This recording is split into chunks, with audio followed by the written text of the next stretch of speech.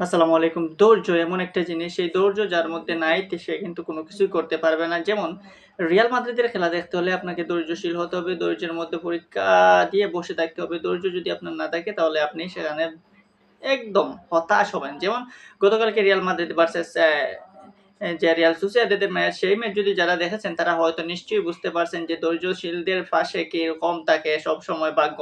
ঠিক তেমনি রিয়াল মাদ্রিদের পাশেই ছিল ভাগ্য।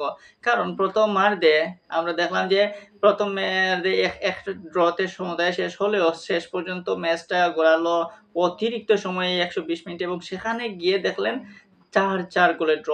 অসাধারণ একটি গেম। এইরকম গেমস আসলে খুব কমই দেখা যায়, কিন্তু রিয়াল মাদ্রিদের কারণে সেটা এই মুহূর্তে অহরহ দেখা যাচ্ছে। কারণ রিয়াল মাদ্রিদ যেন কামব্যাকের রাজা হয়ে দাঁড়িয়েছে। প্রত্যেকটা ম্যাচেই গুরুত্বপূর্ণ যেগুলা ম্যাচ রয়েছে, যেমন কোপা দেল রের এটা হচ্ছে একটা সেমিফাইনাল ম্যাচ। কোপা দেল রের এটা খুবই ইম্পোর্টেন্ট ম্যাচ ছিল এবং সেই ইম্পোর্টেন্ট ম্যাচে যেভাবে কামব্যাক করল রিয়াল মাদ্রিদ তা ছিল অসাধারণ। রিয়াল মাদ্রিদের যে ট্যাকটিস, কার্লো আনচেলত্তির যে টেকনিক, সেই টেকনিকের কাছেই মূলত বেশিরভাগ ক্ষেত্রে প্রতিদ্বন্দ্বী দলগুলো পরাস্ত হচ্ছে। যেমন রিয়াল মাদ্রিদ এবং রিয়াল সোসিয়েদাদের ম্যাচে দেখবেন যে হঠাৎ করে ব্রাজিলিয়ান এনরিকেকে তিনি মূল একাদশে প্লেইং এক্সে নামিয়ে দিলেন এবং সেখানে এনরিকে যথার্থ নিজের মূল্যায়ন দেখালেন এবং নিজেকে তিনি যে ফুল ৯০ মিনিট খেলতে পারেন সেটারও প্রমাণ দিলেন। শুধুমাত্র সাব হিসাবে তিনি দুর্দান্ত খেলেন তা না, তিনি কিন্তু শুরু থেকেই ভালো খেলেন।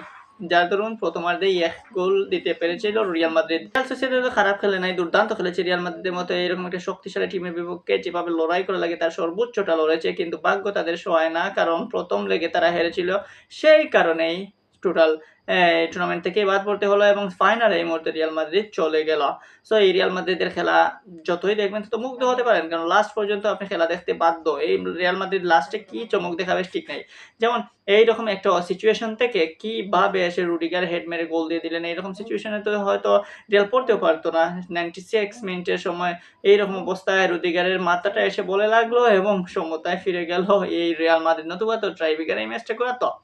তার উপর দেখবেন যে ভিনিসিয়াস জুনিয়রের দুর্দান্ত অ্যাসিস্টে বেলিংহাম যে গোলটা দিলেন সেটাও ছিল অসাধারণ। সো ভাগ্য আসলে রিয়ালদের পক্ষে এবং তারা ধৈর্যশীলদের পক্ষেই থাকে ভাগ্য এবং বলা যায় যে রিয়ালের এই ম্যাচের কারণে মোটামুটি সব দিক থেকে ফুটবল ফ্যানদের মধ্যে একটা আলাদা একটা আবেগ জন্ম নিয়েছে যে আসলে রিয়াল মাদ্রিদের খেলা আপনি যত দেখবেন তত আপনার ইন্টারেস্ট আরো বাড়বে এবং লাস্ট পর্যন্ত ম্যাচটা দেখতে চাইবেন। এখন সেমিফাইনাল গেল, ফাইনালে কার সাথে তারা মোকাবেলা করবে, বার্সেলোনা নাকি মাদ্রিদ, সেটা আজকের ম্যাচ দেখলেই বোঝা যাবে। তবে দিন শেষে ফুটবলটাকে বড় মজাদার করে ফেলতেছে রিয়াল মাদ্রিদ, কারণ প্রত্যেকটা ম্যাচে এরকম রিয়াল মাদ্রিদ কামব্যাক করতেছে এবং এই কামব্যাকের কারণে লাস্ট যদি খেলাটা যদি ১২০ মিনিট পর্যন্ত গড়ায় তাহলে সেই ১২০ মিনিট আপনি রিয়াল ফ্যান যারা রয়েছে, ফুটবল ফ্যান যারা রয়েছে তারা বসে থাকবে, কারণ সেই ম্যাচটা দেখার জন্য।